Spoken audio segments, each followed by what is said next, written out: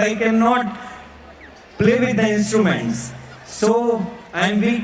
I did all the things in my life, but I never played any instrument. So I must appreciate them that they did very well. And all the singers, the symphony or euphony, whatever you call it, but it was very, it was giving comfort to the heart, it was giving comfort to our minds. Because when I came here, I was a bit stressful, but when I heard these kids performing, I said कि चलो stress is gone now.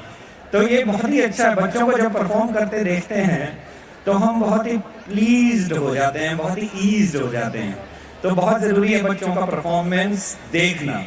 एक चीज़ मैंने आज notice की कि आप सभी यानी कि जिसका बच्चा परफॉर्म कर रहा था वो आ रहा था, they were making a movie of it.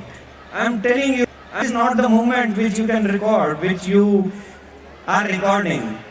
When your kids are growing, when they are playing at your home, you record that. और record that moment which you feel like कि हाँ यार ये इसके जिंदगी का बहुत ही अहम पल है. अगर वो आप रिकॉर्ड करके बच्चे को 2 साल बाद दिखाएंगे तो बच्चा विल अप्रिशिएट इट. तो घर में जब आप बैठते हैं तो उन चीज़ों को आप ज़रूर रिकॉर्ड किया करें. और मान लीजिए कि फादर कहीं बाहर हैं और मदर चीज़ को देख रही है, तो मदर से मेरी ये अपील है कि आप लोग उसको रिकॉर्ड करके जब इवनिंग को when your husband comes home you just show it to him. He will also see कि मेरा बच्चा बढ़ रहा है and he will feel happy. क्योंकि हम लोग नहीं तो आपस में लड़ते रहते हैं. पति पत्नी बोलती है तुम बच्चे को नहीं देखते, पति बोलता है यार तू कौन सा देखती है. तो वो सब चीज़ें फिर उसमें गुम हो जाती हैं जब दोनों ही एक दूसरे से मोमेंट्स शेयर करते हैं. क्योंकि बहुत ये चीज़ देखी गई है कि एट्रिशन बहुत ज़्यादा है. क्योंकि I am dealing with police work, तो I can see it and I am seeing it कि हमारे जो आप लोग बैठे हैं यहाँ पर, पेरेंट्स हैं, पति पत्नी हैं, पति पत्नी में झगड़े बहुत हो रहे हैं. वो इसलिए हो रहे हैं कि वो कनेक्ट नहीं है और वो कनेक्ट बच्चे से आता है.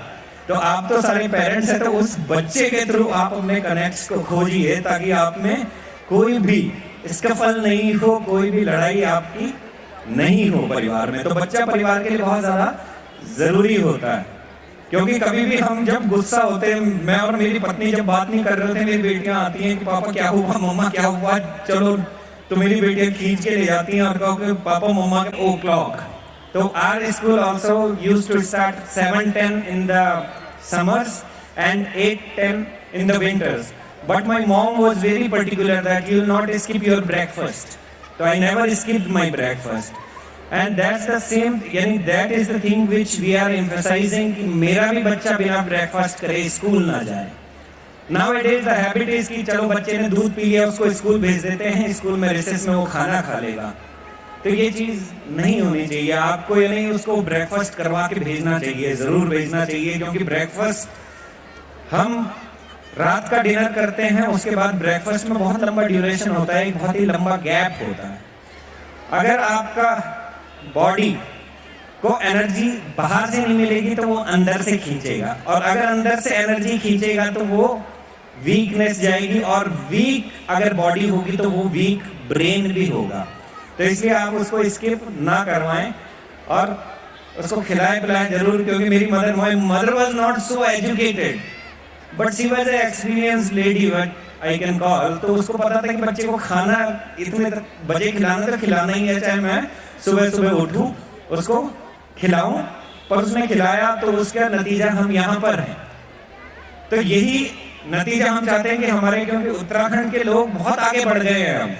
And I am telling you, Uttarakhand में कोई और ज्यादा स्कोप है नहीं है, सर्विसेज क्लास ही एक स्कोप है. अभी जो आपने बताया, तो आपने भी जो एनुअल रिपोर्ट पढ़ी, उस एनुअल रिपोर्ट में आपने बार बार एक ही चीज एम्फेसिस करी कि ये 6 बच्चे एनडीए में सेलेक्ट हो गए, वो भी सर्विसेज में जा रहे हैं.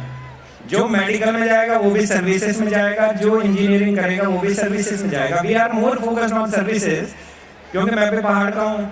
हमारे जितने भी कभी जब मेरी शादी यानी होनी थी तो जब भी जिसके पास जाओ तो वो बोलता था लड़का क्या सरकारी जॉब में है. तो ये सरकारी जॉब वाला जो है या सर्विसेज वाला बहुत ज़्यादा ज़रूरी है. क्योंकि हमारी जो बैकग्राउंड है एक बड़ी यानी सेमी अर्बन कह सकते हैं या मोस्टली रूरल बैकग्राउंड कह सकते हैं। तो रूरल से हमारा टच बहुत ज्यादा है, इसलिए हमको सर्विसेज में आना पड़ा। इसलिए as a result of that I am in front of you, I am in government service. तो फिर हमारी शादी भी इसीलिए हुई कि I am an IPS officer, nobody see you कि हाउ स्मार्ट यू आर और how beautiful you are, but what you are that matters for everyone, कि आप क्या हो। ये तो हो गई पोजीशन की बात, but what is required that you be a good human being also. इंसानियत होनी बहुत ज्यादा जरूरी है। अच्छा इंसान, सक्सेसफुल इंसान अपने आप हो जाता है। तो अपने बच्चों को यार एक अच्छा इंसान भी आप जरूर बनाइएगा। अच्छा इंसान क्या होता है? जो दूसरे के दर्द को समझता है, दूसरे की एगोनीज को जानता है और सामने वाला क्या एक्सपेक्ट करता है उसको समझता है। आप बच्चे को ये मत बताइए कि इसके साथ नहीं जाना, उसके साथ नहीं जाना। आई एम टेलिंग यू, एक्सपोजर के लिए बहुत ज्यादा जरूरी है कि उसको एक्स के बारे में भी पता होना चाहिए, वाई के बारे में भी और जेड के बारे में भी। अगर केवल वो जेड के बारे में जानेगा तो उसकी ग्रोथ इनकम्प्लीट ग्रोथ होगी and he can never be a complete man और ए कंप्लीट लेडी। तो इफ यू वांट हिम और her to be a complete man और लेडी, देन उसको ए से जेड का सफर तो तय करना ही पड़ेगा। उसको ये भी पता होना चाहिए कि पॉवर्टी क्या है। And I am telling you, the best students are those students who were poor students. If you will give all the comforts of life to him or her, then you are spoiling them. Don't spoil them, because some of the students, they deviate from their goals only because of you. You provide them facilities, you provide them finances, you provide them money, and then they'll buy something which are not desired. We are fighting against drug addiction. That's what they were telling us. Why we are fighting against drug addiction? Because it is very much prevalent in the young society. The youngsters who are growing, they are growing under the shades of drugs. And this addiction, once it is acquired, it is very difficult to get rid of it. It is very tough to kill this habit. So the best thing is to prevent it. And how you will prevent it? If you observe your kids, how he is growing or how she is growing, because this is as much prevalent in girls as is in boys. So you just see your kids, if they are under depression or they are getting aloof, it means that something is happening to them and something is not good with them.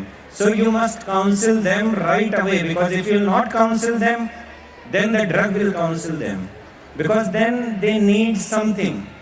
And if they are not getting love from your side, then they'll get drugs and then they get addicted.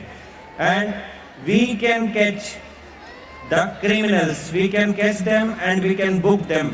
But we cannot rehabilitate your kids, because it's you who have to give them orientation, who can rehabilitate them. But rehabilitate them beforehand, because after addiction it's not possible. तो ये आप जरूर देखें, क्योंकि बच्चों में है ये बहुत ज्यादा। और हल्द्वानी में जब when I came to Haldwani, तो a kid came to me, he was very lean and thin. तो then I tried to find out that what is the reason behind he is so weak. So I found it कि ये बच्चा drug addiction में जा रहा है. Then I did a study. After doing that study, I come to know कि बहुत सारे बच्चे drug addiction में जा रहे हैं. Then I asked my policeman that you catch hold of everyone who is involved in this business. So that they did. Then we started various awareness programs also, because we are concerned to the society and we have a concern. And I want that everybody shall be concerned about the society, because this is the society we have to live in.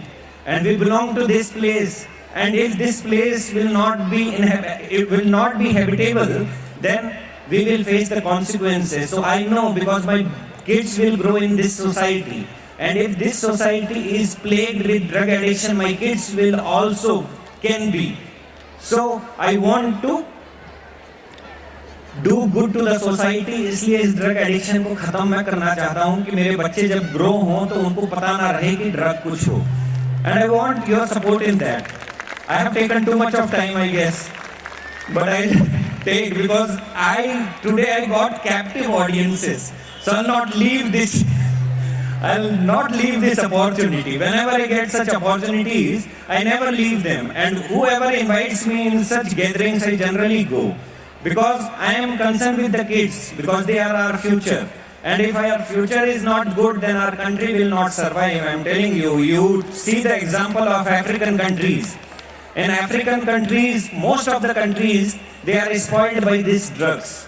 And these are the countries who are supplying it also. If you go to the Middle East countries, or if you go to these Southeast Asian countries, they are ruined by this drug addiction. And they are getting their roots in India also. और हम लोगों को उसके against में अपना कुछ ना कुछ योगदान देना है. तो ये योगदान आप लोगों से भी चाहिए. आप अपने बच्चों को समझाएं. The kids are also listening to me. So I am appealing to the kids also that whoever is offering you, then they are not offering good thing to you. They are offering a bad life to you. That is not a drug. That is a bad life. तो वो चीज आप कभी ना ले, क्योंकि ये addiction ऐसे ही शुरू होता है और फिर चलता रहता है. तो इस चीज का मैंने बहुत ज्यादा टाइम ले लिया, पर अब बच्चों पे ही आ जाता हूं मैं वापस कि बच्चों ने जो जो किया, अब कौन सा बच्चा है इसमें.